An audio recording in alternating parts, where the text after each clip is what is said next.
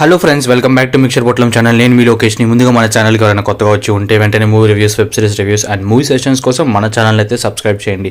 ఈరోజు movie review వచ్చేసి ఆహాలో తెలుగులో రిలీజ్ అయిన యాంటోనీ, స్టారింగ్ జీజు జార్జ్ అండ్ కళ్యాణి ప్రియదర్శన్. ఈ మూవీ చూసాక నా ఒపీనియన్ వచ్చేసి బాగాలేదు అని నాకైతే అస్సలు నచ్చలేదు. చాలా అంటే చాలా వరకు రొటీన్ స్టోరీ. పోనీ స్క్రీన్ ప్లే ఏమన్నా ఎంగేజింగ్గా ఉందా అనుకుంటే చూస్తున్నంతసేపు చాలా డల్ మూమెంట్సే ఉన్నాయి.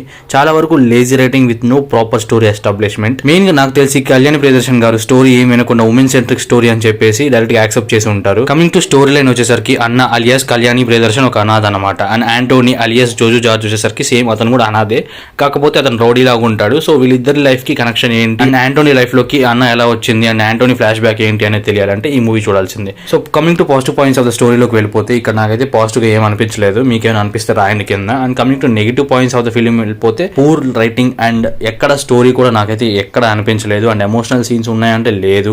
పోనీ యాక్షన్ సీక్వెన్సెస్ గురించి మాట్లాడాలంటే అసలు వర్తే కాదు. BGM not good. పోనీ అన్నకి యాంటోనీకి ఏమైనా father and daughter relationship set అయిందంటే అది కూడా అవ్వలేదు. చాలా వరకు సీన్స్ అయితే ఆర్టిఫిషియల్ గా అనిపించాయి. ఎక్కడ కూడా నాకు కనెక్ట్ అయినట్టు అనిపించలేదు. And again this is a lazy writing. నేను ఎందుకు ఇంత హార్ష్ గా మాట్లాడుతానంటే ఇప్పుడు మనం బాలీవుడ్ లో కనుక చూసుకుంటే మన టైగర్ ష్రాఫ్ ఎప్పుడు irrespective of the movie story fights ఉంటాయి. ఎందుకు ఉంటాయో కూడా తెలియదు.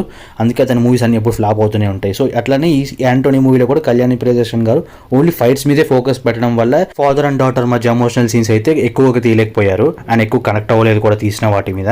పోనీ ఫైట్స్కి ఏమైనా కాజ్ ఉందంటే అది కూడా లేదు. ఊరికి కాలేజ్లో ఎవరిని పడితే వాళ్ళని కొట్టడం, దాని తర్వాత అలానే స్టోరీ మనకి 2 hours 20 minutes అట్లానే వెళ్ళిపోతూ ఉంటుంది. సో దీనివల్ల రన్ టైం వేస్ట్ కూడా అయిపోయింది. ఇంకా చాలా ఉన్నాయి, చెప్పుకుంటూ పోతే చాలా నెగిటివ్ పాయింట్స్ ఉంటాయి. సో ఇవన్నీ స్కిప్ చేసేద్దాం. సో ఫ్యామిలీతో చూడొచ్చా అంటే you can watch it in TV. But ఓవరాల్గా Antony is one time watchable for the weekend those who love to watch heart whelming stories and rest of you can skip the movie. So movie చూసిన వాళ్ళు మీకేమనిపించిందో please to comment and thank you for watching.